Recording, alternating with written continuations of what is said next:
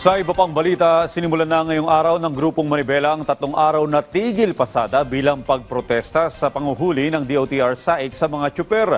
Alamin natin ang sitwasyon sa Commonwealth Avenue mula kay Bernard Ferrer live. Bernard? Audrey, umarangkada na ang 3 araw na tigil pasada ng Grupong Manibela. Sa kasalukuyan, nananatiling normal ang daloy ng trapiko at ang pagsakay ng mga commuter. Alas 6 ng umaga, nagtipon ng Grupong Manibela sa harap ng isang gasoline station sa Commonwealth Avenue, Quezon City. Bahagi ito ng 3 araw na transport strike na magtatagal hanggang October 15.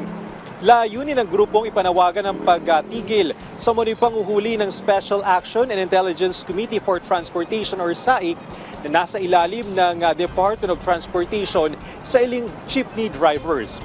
Matatandang regular na nagsasagawa ang SAIC ng random roadworthiness inspection sa mga pampublikong sasakyan gaya ng tradisyonal at modern jeep at mga bus. Kasama sa mga tinitingnan ang ilaw, gulong, fire extinguisher, lisensya at rehistro upang matiyak na ligtas sa kalsada ang mga sasakyan at ang mga pasahero. Layunin din itong masigurong kaligtasan at kapakanan ng mga commuter. Samantala, tuwing nagkakaroon naman ng transport strike, naglalatag ng mahakbang ang DOTR upang matiyak na hindi mahirapan ang mga commuter na makasakay.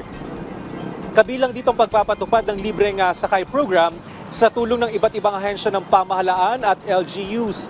Nakahanda rin ng Philippine National Police upang panatilihin ang kaayusan at kapakanan o kapayapaan sa lugar na sakop naman ng strike. Audrey, sa lagay ng trapiko, maluwag pa ang daloy ng mga sakyan para sa mga papunta sa IBP at Fairview. Dito naman sa bahagi ng Commonwealth papuntang Quezon City Circle o Elliptical Road ay kita na yung volume ng mga sasakyan. Nakabantay din yung mga pulis sa ating likuran upang matiyak na magiging mapayapa yung tigil pasada.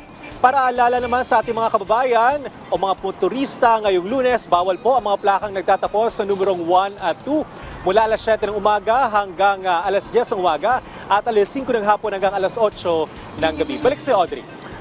Maraming salamat, Bernard Ferrer.